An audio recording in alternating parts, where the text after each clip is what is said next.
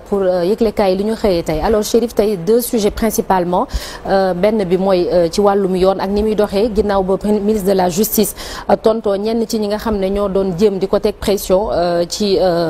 assemblée nationale semaine bale weesu am na tamit ay kàddu yu président de la république yëkkati ci yoon ak ni muy doxee waaye bi ñuy njëkk wax tey ji mooy wàllum cour des comptes ak Aliou Niane mi jiite chambre de discipline financière dégg nañ ko li mu wax ci rapport bi ba mu génnee 2 mois après yenn attaques yi ci def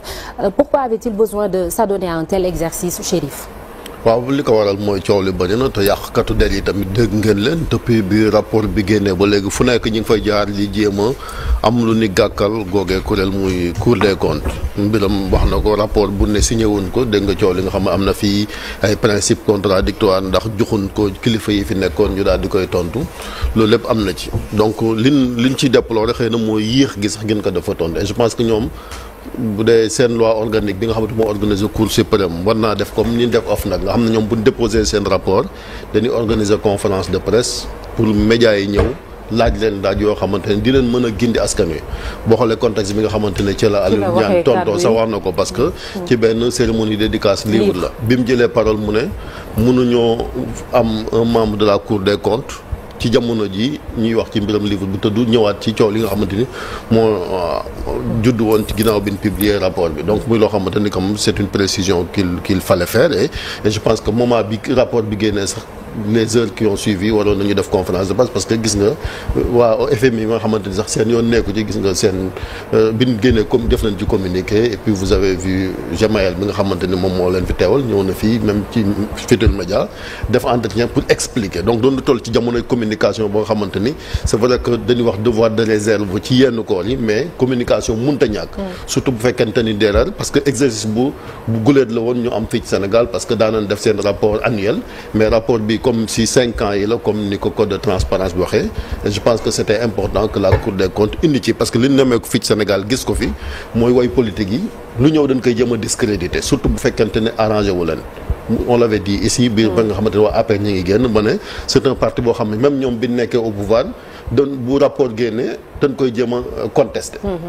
def nañ ko ci Cour des comptes bi def ko ci OFNAC def ko ci IGE def ko ci ARCOP ba nga xamante ni Macky Sall sax da ci daan teg cooncam ci rapport yi ba moo waral daawut leer bu amee wala ñu am ñoo xamante ne am na ci recommandation yu ne ñii dañ leen war a topp booba léegi dañuy jéem a sax ñoomaat defaat ay séance d'explication gis nañ ko ci rapport bi nga xamante ni moom moo saxaloon Covid bi ba le premier ministre bii ngeen gis nii tey muy Amadou Ba woo fi société civile bi ne dañuy jéem a leeral Ismaïla Madior Fall ministre des affaires étrangères woo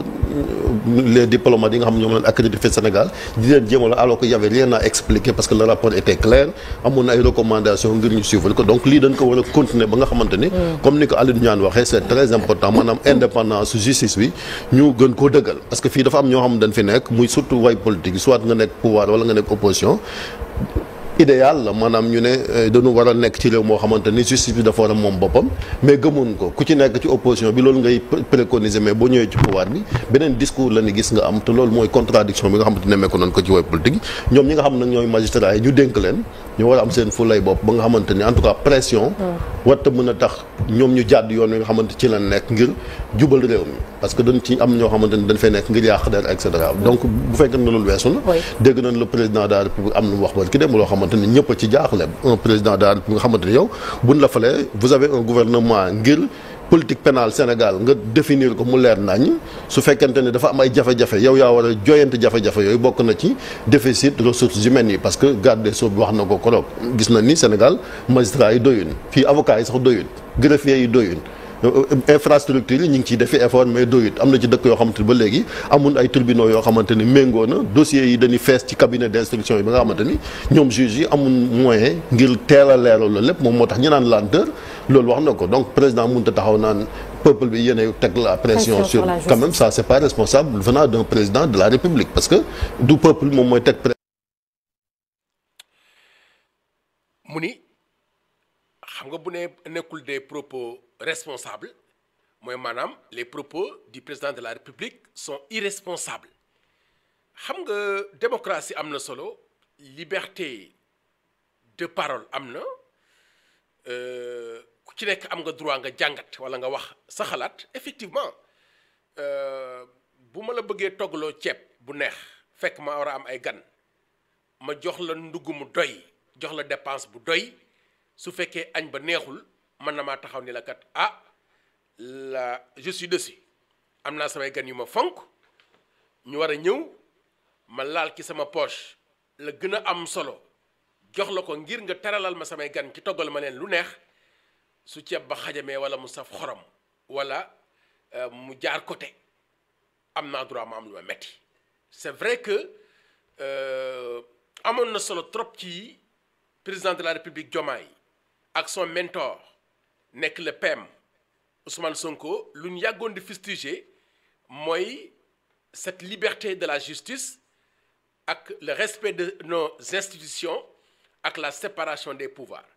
mais dañ koo jëmmal li ñu doon wax ci campagne doon ko wax ci bi ñuy daagaan kàddu askan bi dañ ko matérialiser ci biir ñëwee defuñu sax benn weer ñaari weer ñu def assise de la justice pour ñu mën a xool nu ñu joyantewaate li nga xamante ne dañ ko bind mu nekk ay texte lii constitution bi la lii den loo nga xamante ni nii dañ ko bind xaatim ko noir sur blanc naka lañ ko war a mën a defaraatee joyantiwaat ko ba nga xamante ni nii cette justice qui est rendue au nom de la peuple au nom du peuple plutôt justice boobu noonu war a mën a pare pour tëddee njaaxaanaay wala mën a pare ba du tegu ci ñenn ñi muy metti ci ñoom ci même fait boobu di tegu ci ñeneen ñi muy oyof ci ñoom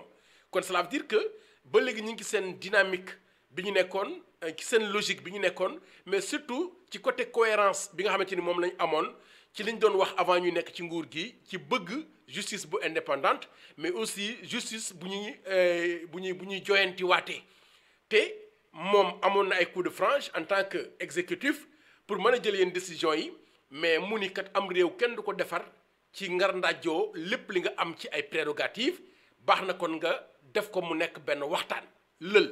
boo xamante ni nii benn fan ñaari fan ñetti fan ba ñeenti fan nga mën a permettre ñi seq justice société civile ak couche yëpp kenn ku nekk mën nañoo joxe ci sa xalaat loolu déjà c'est une volonté bu manifeste la leer nañ ci wane ni kat ni justice di doxee amaana njaw des naw xambin te bëgg nga defar intention bi laa bëgg ñu xool ko donte dépense bi matul pour que ñu mën a exiger yàq bu neex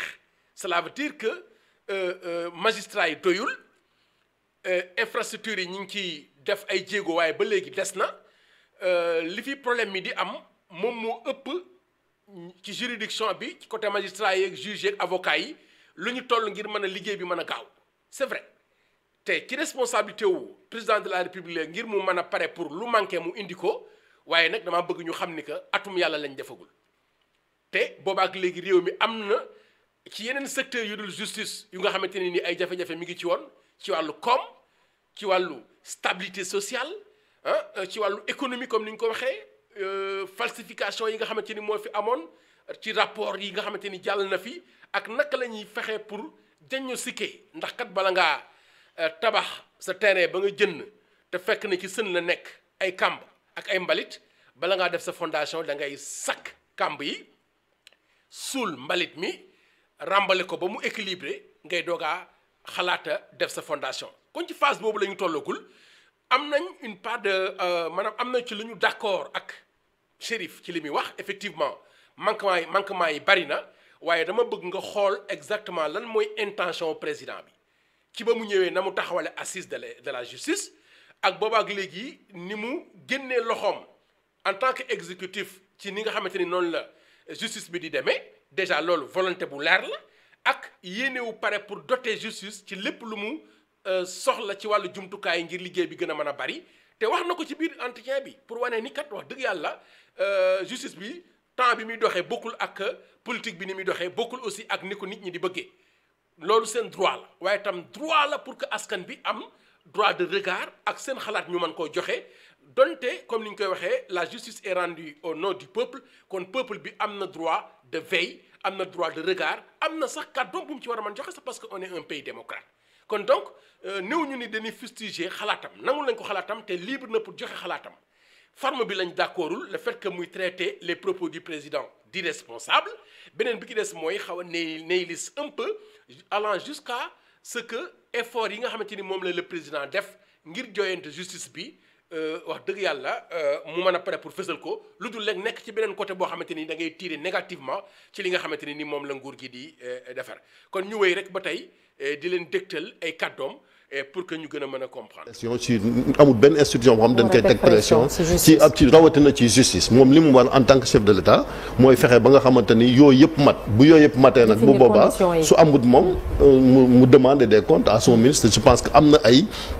barab yoo xamante ni war nañ faa mën a taxaw ngir régler ko heureusement que ci même entretien bi jëm na koo jooyanti parce que la question suivante bi mu ci waxe jëm na ba ci moom moo ñu wax sax ne ñu xëy na magistrat yi dootu et cetera et je pense que c'est pas des propos qu'il faut tenir nañ fexe ba nga xamante ni en tout cas classe politique ñoom bu ñu giiganteeg seen i problème nañ ko régler sur le plan politique mais am na ay institutions yoo xam dañ fi nekk moo tax Sénégal banqaas yooyu dëgër ba léegi parce que mi ngi fi doon wax ne il faut un premier ministre super fort ay DG super fort wala nangam ce qu'on veut du ay nit yu fort ay institutions comme ni ko Obama waxee yu dëgër te justice bokk na ci am réew bu nërmeeloo bu justice bu nërmeeloo du jaar yoon parce que Louis Diomaye li taxoon mu dem ci kaso bi justement loolu la taxoon parce que defoon na fi benn poste tam magistrat yi dem ci lañ ko jàppe woon et je pense que bu ñëwee la mu doon reproché justice boobu ngir mu bañ a amaat mooy mu fexe ba nga xamante ni justice bi dina jaar ci yoon ba nit ñi duñ am benn critique boo xam dañ koy def heureusement que am na ci ay institutions yoo xamante rawatina Cour des comptes bu fi nekk te li Alioune Niane wax c'est à encourager ba nga xamante ni jàppale leen képp ku fi nekk nag foo mën a bokk boo koy critiquer mën nga critiquer mais nan fexe ba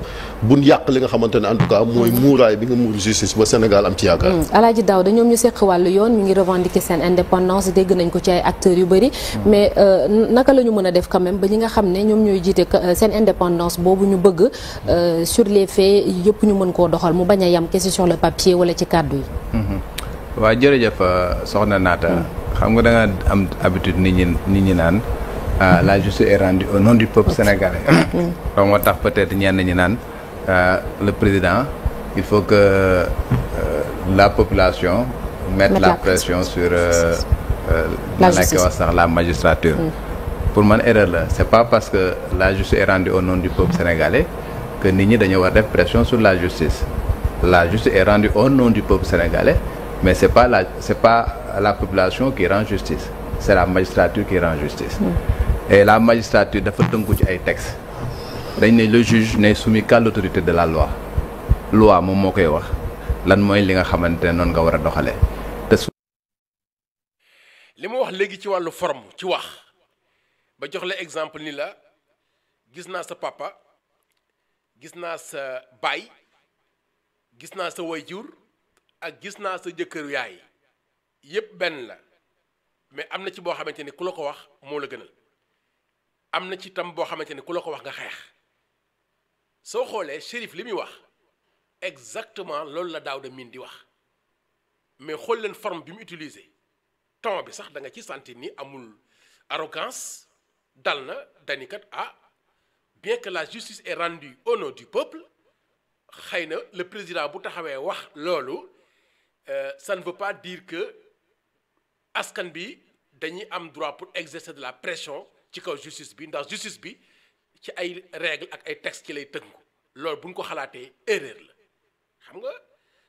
sa kilifa ak ku munti doon ci place publique bi mu taxaw wax dara am nga droit nga apprécier nga ni erreur nga te bu dee erreur la nga indi ay arguments yu wane ni que erreur la nga taxaw wax ko ni ko erreur la indil ko ay arguments loolu c'est beaucoup plus respectueux que ngay taxaw di wax ni que les propos yi nga xamante ni moom le président de la République tenir dafa nekk des propos irresponsables loolu laa doon wax léegi ni kat man de ci sama xalaat xaw ma nag yéen gis naa ni que daal institution bi président bi di représenter ak respect bi ñu war a mën a am ci suñu président de la République mën nga joxe sa xalaat ci xalaatam mais nag pas que ngay dem ba di wax yenn yu nga xamante ni nii ci côté forme bi man ci sama xalaat à mon niveau ci sama jàngat ndax émission bi mooy jàngat ci kaw jàngat moo tax may jàngatam yéen itam am ngeen droit ngeen jàngat sama jàngat bi ma jàngat ci jàngatam